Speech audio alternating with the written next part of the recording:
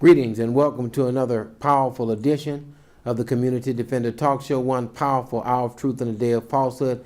I'm your host, Brother Darrell Muhammad, and we're glad that you have tuned in to tonight's program.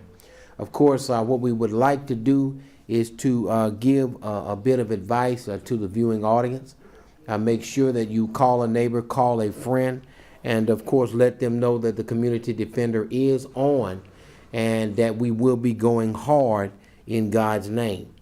And because of the seriousness of the time, I want to make sure that I'm in line with my Creator, with the one who has given me life, which is, of course, Almighty God, whose proper name is Allah. And I want to say, in the name of Allah, the Beneficent, the Merciful, I bear witness that there is no God but Allah, and I bear witness that the Most Honorable Elijah Muhammad was raised up by God to deliver a message to we who were without knowledge of ourselves. I would, of course, like to also bear witness that the Honorable Minister Louis Farrakhan is that divine reminder and rebuilder of Muhammad's work in our midst. And I would like to greet the viewing audience in the greeting words of peace of Assalamu alaikum. I want to start off with our topic, which is Donald Trump versus black men. And this has been a major theme of the Trump administration. Now, in doing it, we're only doing this because we're talking about the contemporary circumstance. But that does not mean that we could not have had a show entitled Bill Clinton versus black men. Or we could have had a show called Ronald Reagan versus black men, George Bush versus black men. But in the modern time, or in the time that we're dealing with today, with the Trump phenomenon, we're dealing with somebody who attacks black people directly on a constant basis. So this man, Donald Trump, is constantly getting in some kind of a feud with someone black, and it normally turns out to be something very, very disrespectful toward the black people. Now, Donald Trump is playing to his base. Donald Trump has a very strongly racist base that he is playing to, that he hopes will help to get him a second term. And so he's playing to this base very hard, and he is has called himself the law and order president. And we understand what the law is that he is down with, which is the law of white supremacy and the order of black man on bottom, white man on top. So that's the law and order that Donald Trump is rolling with. Now, Donald Trump has been warned, of course, by Minister Farrakhan about, his behavior, about those things that he plans to do. And over this 10 months in office, Donald Trump has picked fights with almost every black person of note that he can find. And he does this in a way to raise up bitterness in the hearts of his racist constituency.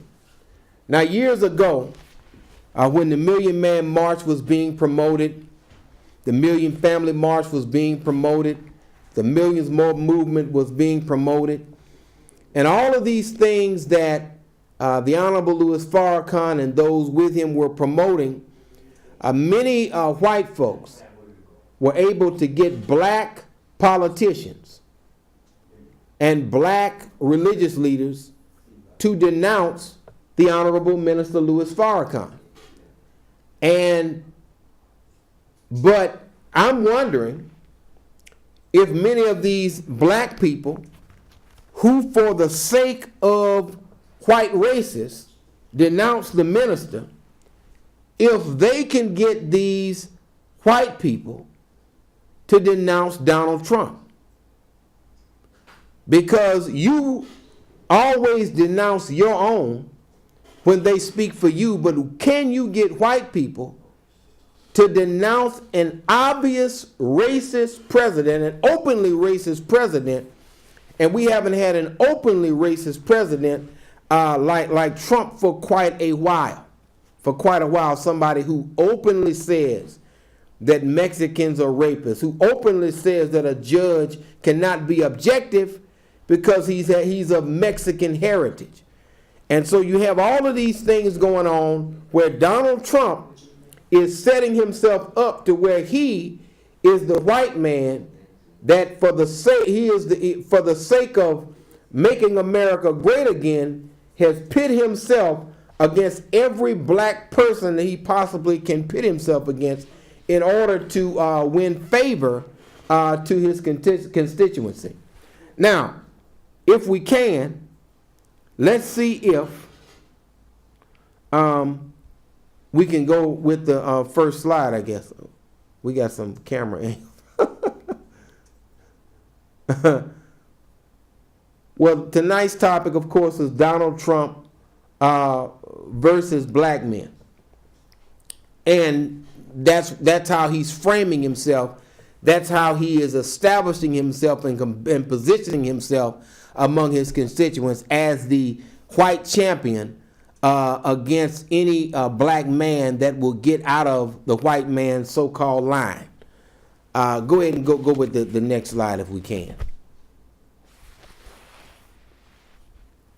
Now, as everybody remembers, Colin Kaepernick took a knee during the Star Spangled Banner at the games. A quarterback for the 49ers, played in the Super Bowl, highly productive quarterback, and of course he no longer has a job in the NFL because they're attempting to punish him because he believes that black lives should actually matter in this country, and believes that something should be done about blowing away black people who are unarmed. And I would have to agree with him. He took a knee and, of course, was subsequently called a son of a bitch by the president. So you have a white president, of course, attacking somebody and saying that a flag, a piece of cloth, was disrespected, while black life, which is, of course, worth more than cloth, is constantly being ended by racist cops all over America. And I think that Colin Kaepernick was wise and he was courageous to use his celebrity to bring attention to that issue. And he's also in a lot of causes put his money where his mouth is. He, of course, has been a humanitarian in addition to these protests. And, of course, a lot of black NFL players have followed him. So now you have Trump, the white guy, going against and styling himself as going against the so-called black radical Negro that gets out of line. So he's now has become the white man's champion with respect to keeping black people in line and not allowing these radical black people who want justice to interfere with the respect of white culture and white flag and white Star Spangled Banner, which of course was written by Francis Scott Key, who owned slaves, who was a known racist. So the Star Spangled Banner is a racist song that a lot of times black people sing. Go ahead, let's go to the next slide right quick. And we're just going to lay a base. Now, of course, you have Donald Trump versus Lamar Ball. And, of course, Lamar Ball is the the father of a college basketball player. And, of course, Trump claims to have intervened to get the young men who shoplifted out of prison. Now, if you remember, and, of course, Trump tweeted that he wanted someone to thank him. And that's amazing.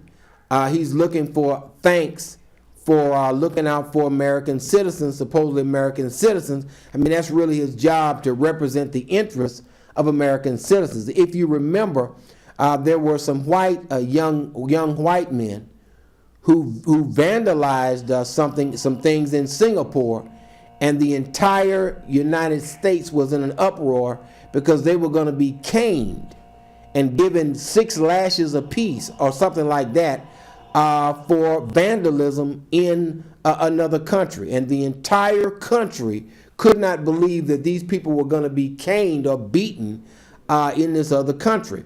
So the entire country got together to do everything that it could to get those white people out of harm's way, out of the harm's way of the judicial system of another country. So you have a situation where Trump supposedly makes a call, asks this man to thank him and so on and so forth, and he refuses to kiss Donald Trump's butt, and therefore Donald Trump, calls him ungrateful, does the name calling thing, does the regular stupid thing that he does, without any sort of intelligible aim other than to market himself as the white champion against the black rebel, the one that wants to get these black people and keep these black people under control. So he's marketing himself and positioning himself with white America in such a way, and he believes that if he can get maybe 70% of the white vote,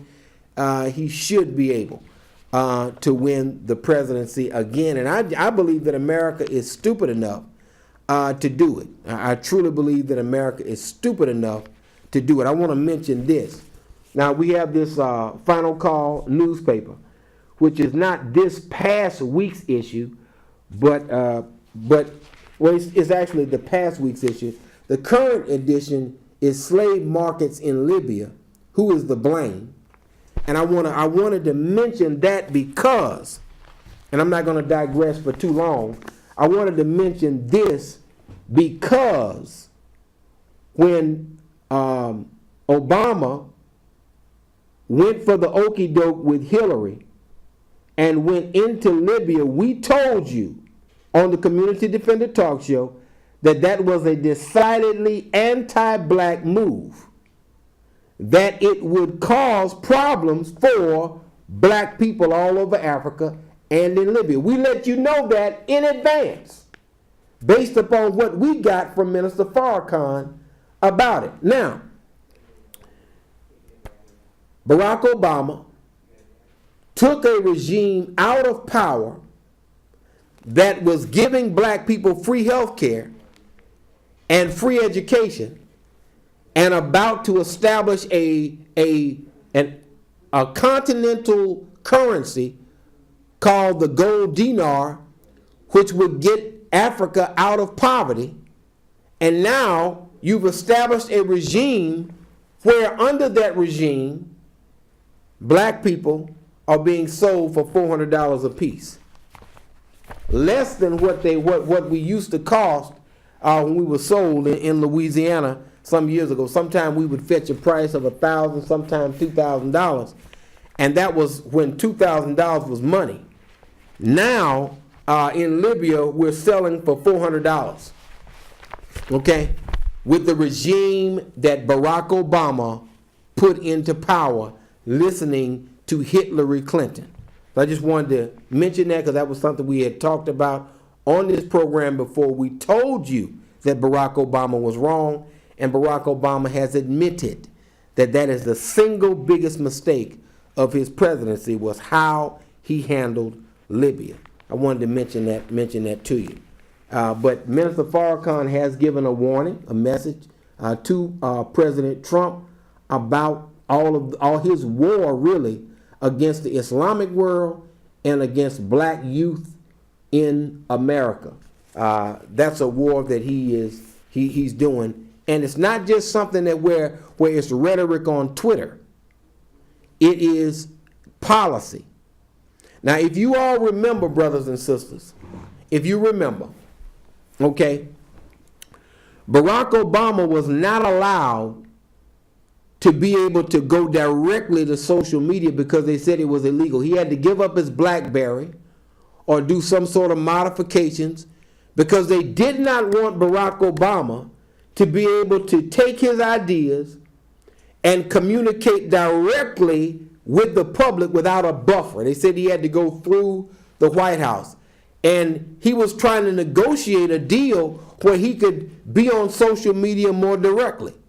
So all this time, Barack Obama is using a White House account to communicate with the people, but it's filtered through a whole administration of people. Okay? Now, Donald Trump is laying in his bed at 2 in the morning just tweeting. You see the double standard? They didn't want Barack Obama to have free access. And I'm talking about as president. They didn't want him to have free access to the public, but yet Donald Trump is up at 3 in the morning, 2 in the morning, tweeting all kind of nonsense, craziness, attacking mostly black people all times of the day and night. So I wanted to lay that out there for you, that's a difference. Let's go with the next slide, if we can. Go to the next slide. Okay. Now, this one is what? Marshawn Lynch. Marshawn Lynch, of course, in Mexico City, sat down, and all of a sudden, Donald Trump, who's supposed to be worried about protecting the American people and jobs, is not even tweeting about jobs. He's tweeting about a free citizen who decides to sit down during the national anthem. That's his choice. Marshawn Lynch is not your slave.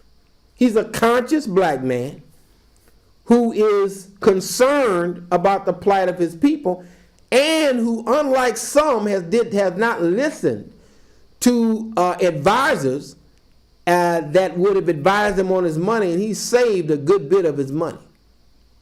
He's doing real well, and is really saved, is worth a lot more money than a lot of people who have played in the NFL and made a lot more money. So Marshawn Lynch is definitely no dummy by far. He's a very smart person who was, of course, attacked by Donald Trump. So again, Donald Trump gets into this feud again with another black person.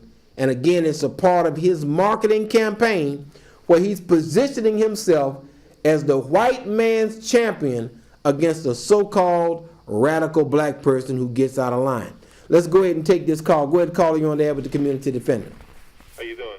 I'm doing fantastic. How about yourself? I'm doing fine. I'm enjoying your commentary. Yes, sir. I just want to say, man, I just want you to explain something to me. You have a lot of whites, young white people, 19 to 25-year-old, that we go to school with as blacks. We go to school with them.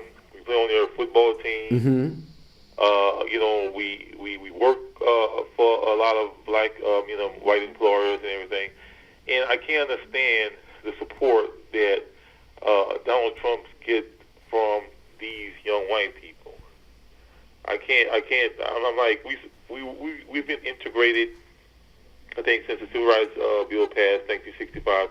Almost like 50 years, and you would think it would be a little bit better than it was back then, the racism, and I just can't see. Well, if I can interject, my brother, of course you've been probably watching the Community Defender for some time now. Oh yeah. One of the things that we frequently cover is the absolute fact that things have not gotten better. If you look at Dylan Roof, if you look at all of these hate crimes against black people, they are primarily committed by very young folks. Young folks who have internalized the white racist value system that permeates the country. So the predominant idea is racism is not the exception. Racism and hatred for black people is the norm. That's what's normal. When you find out that that's not the case, that's the exception. If there's a white person that doesn't hate me because I'm a black man, that doesn't think I'm less than him or should be in a lesser position than him despite my superior intelligence. If you find a white person like that, that's the exception. Okay? The general rule is, okay, racism. Yeah. That's the general rule. And so, no, it shouldn't be better. Not based upon the evidence that we've seen. Not based upon, let me tell you, they've done studies.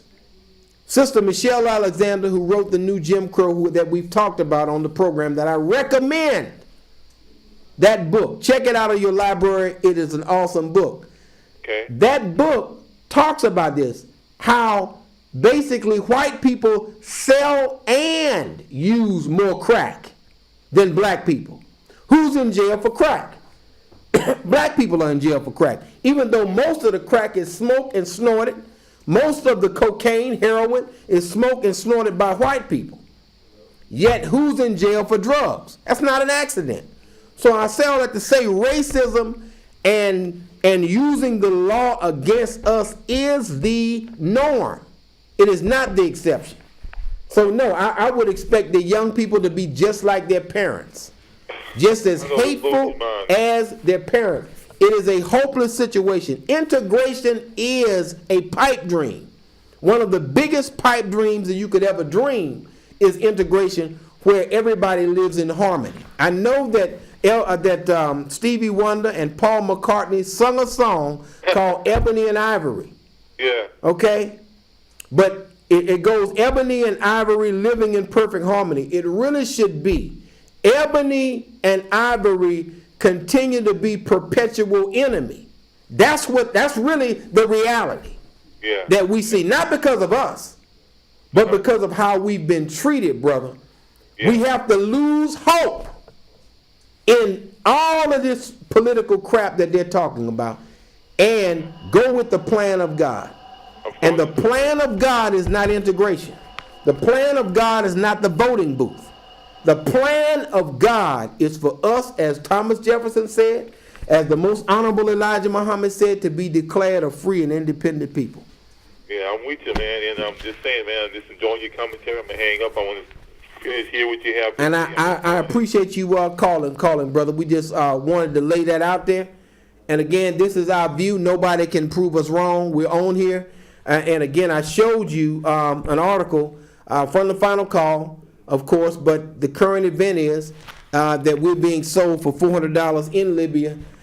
They got rid of Gaddafi because they said Gaddafi was a tyrant, but we weren't being sold. We were members of government, going to school for free, living very well under Gaddafi, but now we're being sold for $400 a pop under the regime put in by Hillary and Barack. And that's just a fact. People say, why are you criticizing Barack Obama? Look, if my mama is wrong, I'm going to have to criticize her. I love my mama. She knows I love her. And if she believes I'm wrong, she'll criticize me. It ain't got nothing to do with me not loving the brother. It has everything to do with me loving the billion black people. And then, of course, the 4,400,000,000 original people on the earth right now that we have love for. And, of course, the love of God and his plan for humanity through black people in America. And that's just what it is. Now, again, Marshawn Lynch is one of the people that Donald Trump was, of course, fighting. And he's always fighting some black person. As much as he can, he wants to argue with black people. And this is not something that just I've observed, but I'm going to pull up an article, which is interesting. And this author, I believe it's from The Atlantic, and I'm going to read some of it. It's an article by Van R. Newkirk II. Said when in a game last Sunday in Mexico City versus the New England Patriots, the Oakland Raiders running back Marshawn Lynch chose to sit during the Star-Spangled Banner and then stood during the Mexican national anthem. The idea of the multi-universe, multiple realities, and infinite breaching probabilities suddenly seemed inadequate. As soon as the cameras focused on Lynch, this plane of existence narrowed to a single undeniable probability that President Donald Trump was going to tweet about it sometime soon. Trump happily obliged fate. On Monday morning, 6:25 a.m., in the block of time reserved for blasting people and things he's seen on cable news that he doesn't like, the president tweeted the next time the NFL should suspend him for the remainder of the season.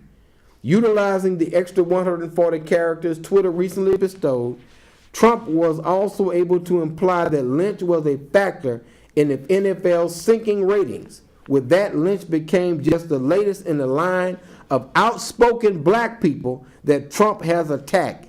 It's kind of a thing for him. 10 months into the Trump presidency, everything has changed and everything has remained the same.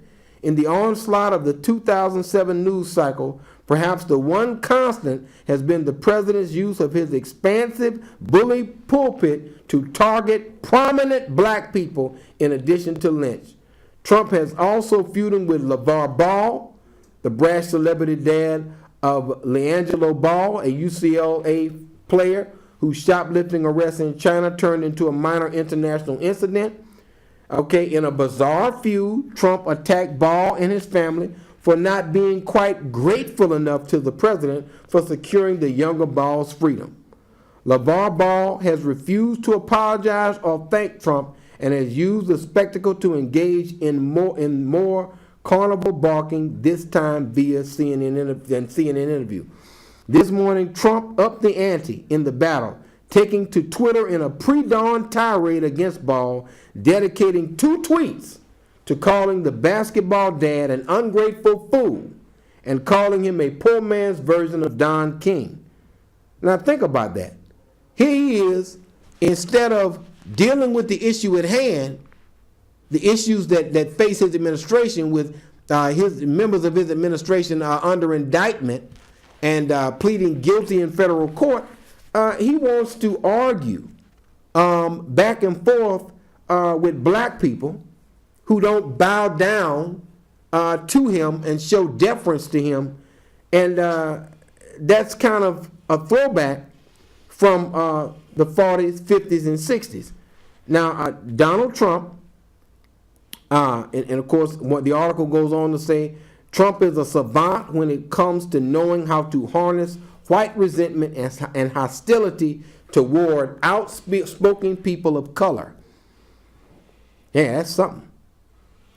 That's Donald Trump. Trump against black men. Now, this is not just arguments on Twitter. Do we have another slide, Brother Director? This is not just arguments on Twitter. Okay?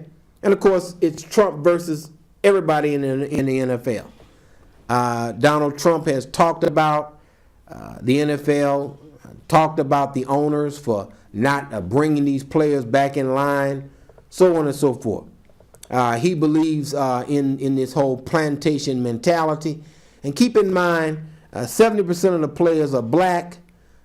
Most of the people shot and killed by police, a high percentage of them are black, even though 71% of all police fatalities involved white males shooting police. Now let's get this straight.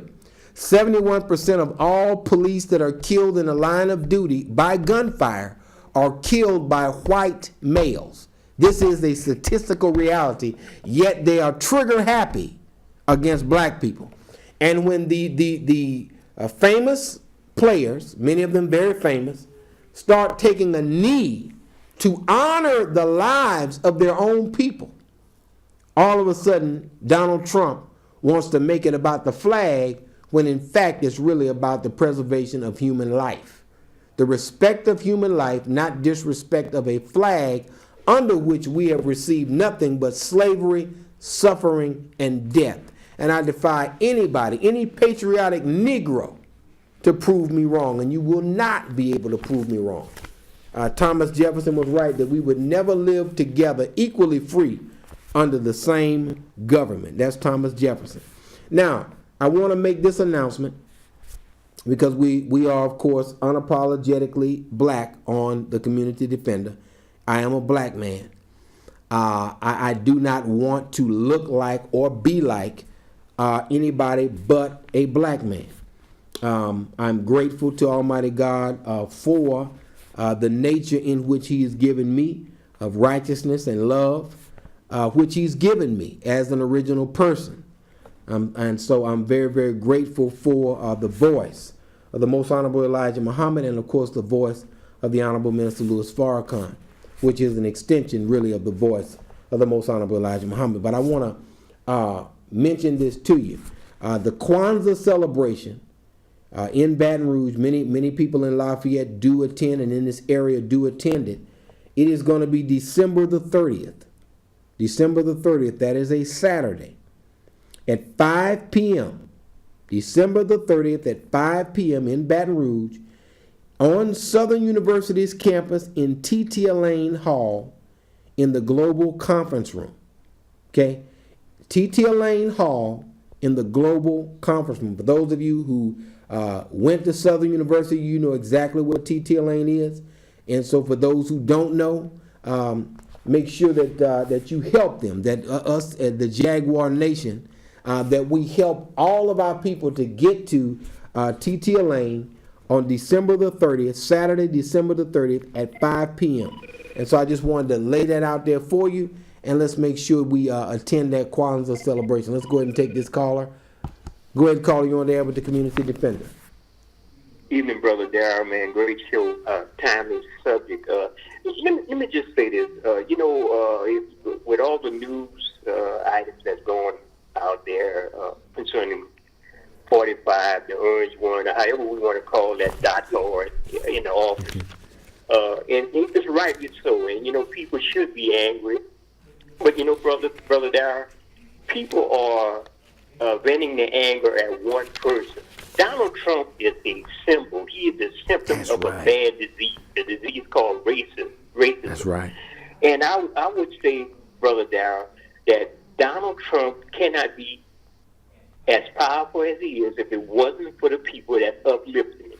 Now, if you have Republicans and the conservatives and even some idiot Democrats here in the state of Louisiana that support him, Senator John Kennedy, the one-liner senator that bats his eyes and says some crazy one-liners about you can't put lipstick on a pig, that type of talk. It's a wonder why he was ever the head of the Treasury of the state of Louisiana, because we have these flamboyant idiots running the state. Well, all these people support Donald Trump. And if we can't call those people out that support Donald Trump, well, shame on us. These people are racist. These people here in Lafayette who are listening to this show who support Donald Trump, support his agenda, who uplift him, who do not criticize him, who basically carries the agenda. You got a United States Congressman Higgins, the one-liner a cop, want to be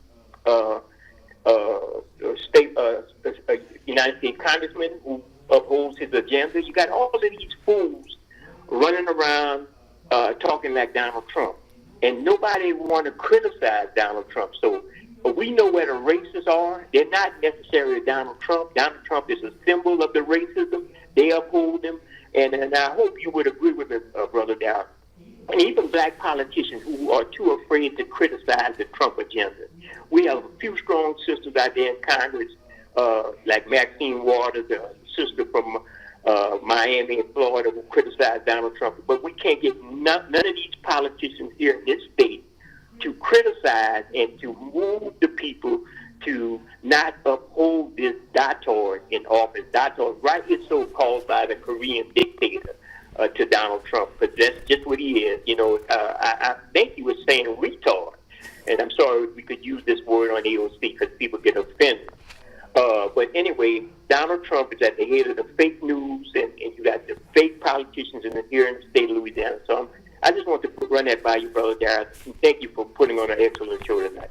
Thank you, sir. And look, I do appreciate it. And of course, with your support and the support of all of our people, I know we're going to continue to be successful. And here's the thing. You're absolutely right.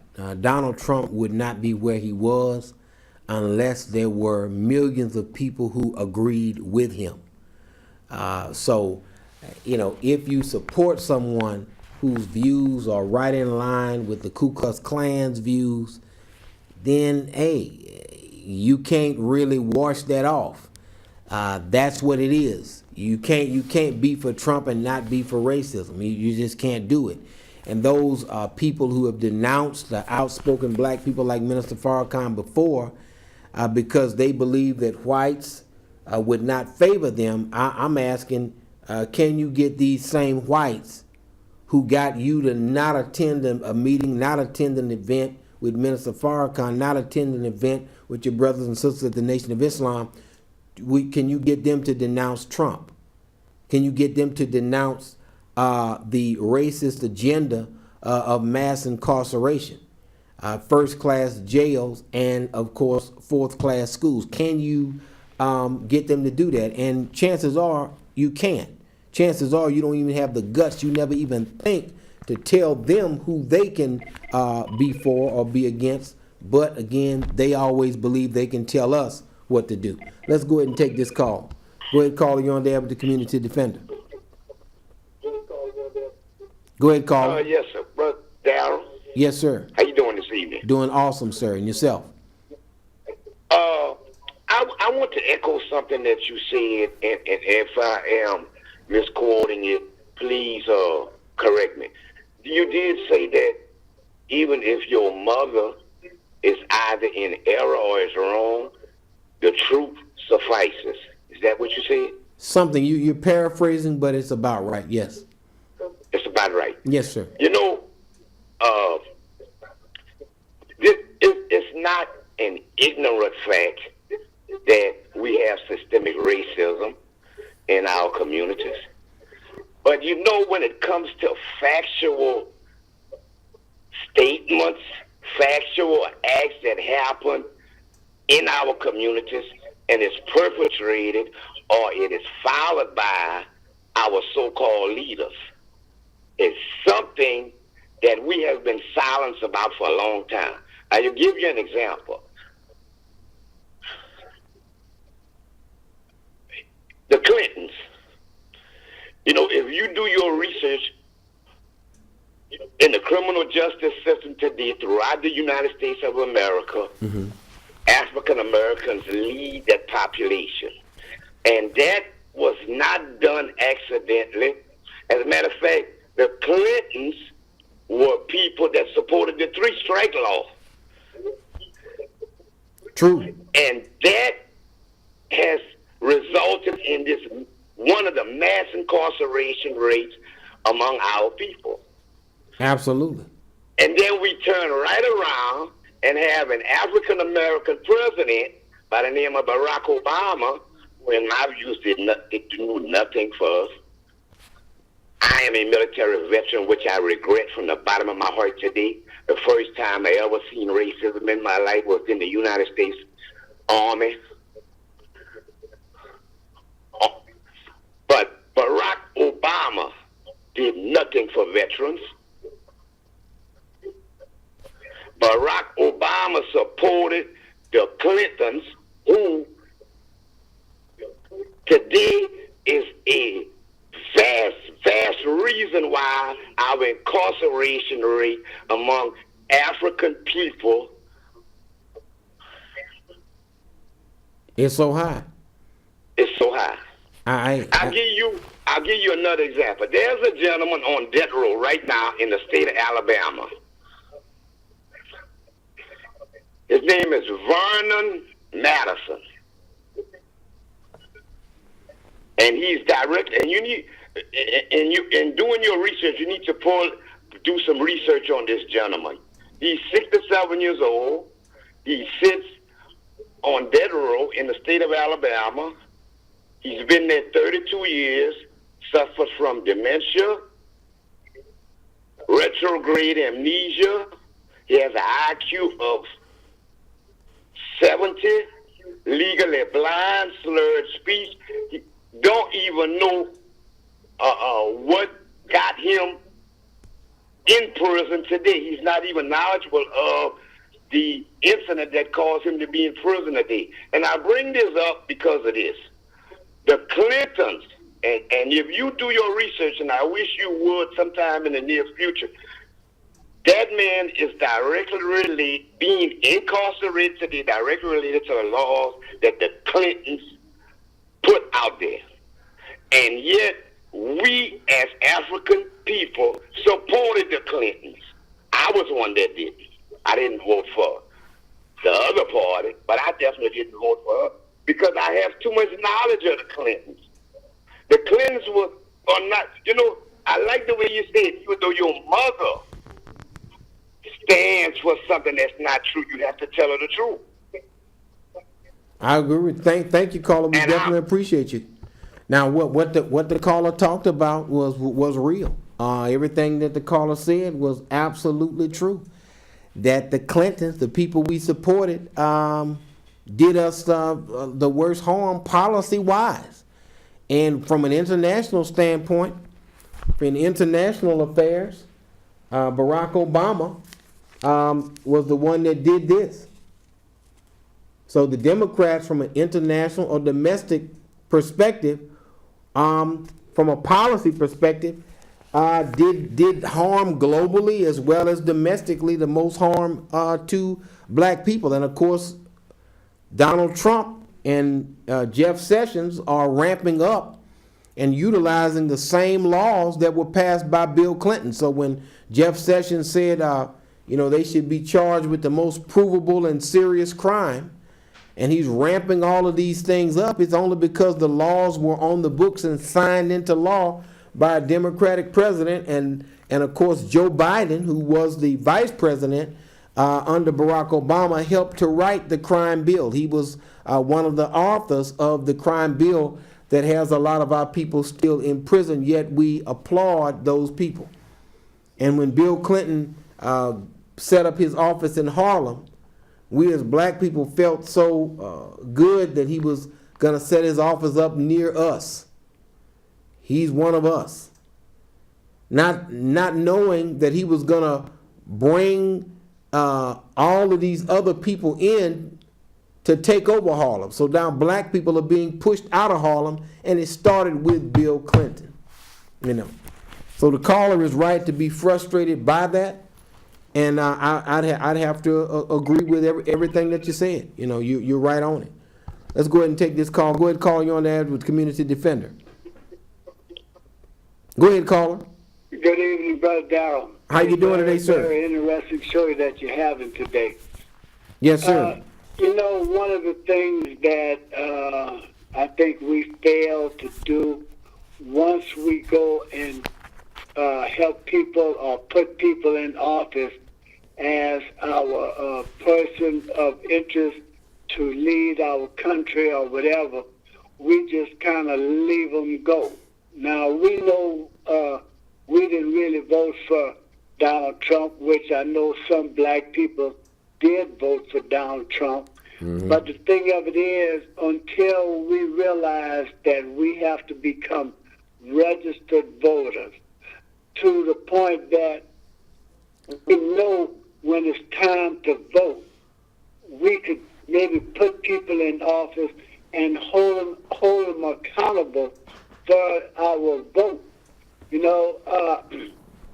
We're not holding our elected official really accountable. Can I offer this, caller? When it comes down to voting, caller, it's all about those dollars that you just pull out your wallet. This right here, I'm just going to say this.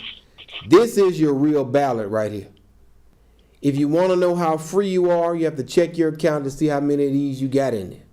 If you don't have any of these in there, you don't have any freedom. This right here runs politics. It runs politics. You got Asians, yes, you got Asians and Arabs. You got people who don't even live in America that because of this, they're able to buy a senator.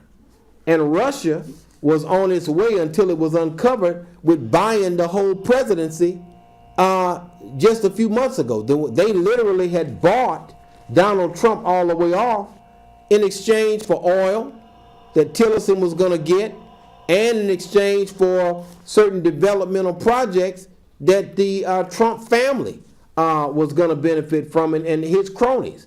So you can a foreign government almost bought until it was, well, really had bought it, but it actually was uncovered and discovered where now he really can't move like he's been bought to move. And again, I would say that this is where we need to vote at. We need to make sure that we spend our money with black businesses. We can vote for black elected officials. We can vote for whatever elected officials that we have, but until we have these elected officials, we're not going to be able to pay for campaigns. We're not going to be able to buy commercials. We're not going to be able to influence policy until we come together.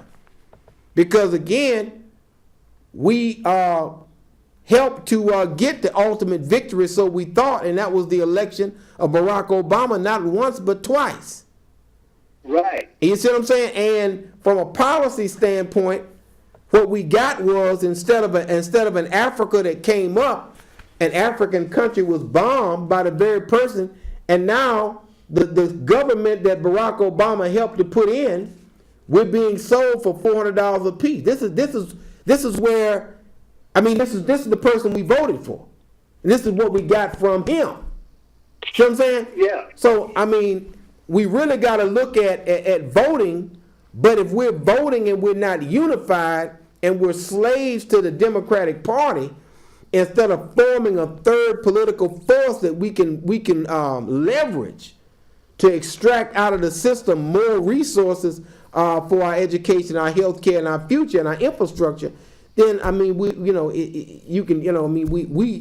literally actually, as a percentage wise, we actually vote a lot of times more so than white people vote. We're in the military more so than white people are. Our civic participation is way up, yet what we get out of the system is way down. And that to me has been a problem, because again, I'm a registered voter. I do vote. And I want to mention this to you, caller, before you go. I want to just mention this to you. You know, our sister Sharon Weston Broome, who is the mayor of Baton Rouge and the parish president. Now, we know that there are hundreds and even thousands of abuses by white cops who primarily don't even live in East Baton Rouge Parish. Mm-hmm. They come from Denham, they come from other places, and they police our community. And now, in order to appease them and to help their morale, because they've been criticized so much for murdering people and planting dope on people and abusing people and locking people up for minor things and just being really corrupt, now, under the consideration of the current administration, we're looking at to help their morale, buying them all new police cars, even though the ones they have now work. We're so weak. And when we vote for someone and we put them in office, this is the kind of weakness that we get. You're going to reward these people who murdered Alton Sterling. Ride in a new car now. Make sure the AC is cold in the car. We're going to give you the latest technology so you can use that latest technology to oppress us even better. That's the kind of weakness I'm talking about. That it disheartens me as a person who votes for somebody that they get in office and punk out like that. That's just that's just the way I look at it. Go ahead, caller, you on there with the community defender. Brother Darrell, amigo, what's going on, my man? How you doing? Fine. I live in Baton Rouge, as you know, my 21 years. And I've always said this. I had my brother, Joe Rance, we had a sideline political consultant that's in here. Mm-hmm. And the first thing we tell a guy that would come to us, you know, to help them out win an election, hey, do you have collateral? Do you have money? I'm saying? Because this is what it's going to take. You know? I'm so glad and proud of you, what you just did to that last caller. I've been preaching that since I've been back home in '91. You got to have money. That's the only power white people. And that comes from unity. None of us will have that on our own. You have to build an economy of your own, and you have to be. It's more important to patronize a black business than it is to vote for a black candidate. Because if you got business, the politicians are going to do what you say anyway. Once you get the business, once you have the money, you will already have the politician. You never even have to go vote. Because Dick Cheney didn't even vote. He was the vice president, hadn't voted for years until he ran for vice president, then he voted. He hadn't voted in about 10, 20 years. You understand? Don't even worry about voting. Was the CEO of Halliburton, he was worried about this. And he was able to buy politicians each and every day because he had that money. He wasn't even worried about voting. He was the vice president, wasn't even voting. I mean, can you believe that? But here's the thing, brothers and sisters. Let's continue to study. Let's continue to work hard. Let's unify. I want to, of course, thank everybody who called in, those people who weren't able to get in. We love you. We're going to continue to stand with you, stand for you. We're going to continue to tell you the truth. This system has failed. We need to give up on it, and we need to go with the plan of God, which is doing something for ourselves. I want to thank each and every one of you. How much time we got, Brother Director? Huh? 1 minute. We got 1 minute left. With that 1 minute, I want to mention to you, make sure you go to the Kwanzaa program on December the 30th at Southern University, and also go and check out that press conference that the Honorable Louis Farrakhan did at the Watergate Hotel. Watch the entire press conference. It's 2 hours long. Some of y'all watch a 2-hour movie. Watch that press conference with Minister Farrakhan and study it. And let's have a discussion about what he said on that program. It's on my Facebook page, Darrell Muhammad. I want y'all to check that out because it's going to be medicine for you and your family. God bless you. Hope to talk to you soon. If you see me out and about, just come up and say how you doing, and I'll give you a hug, and we'll go from there. May God continue to bless each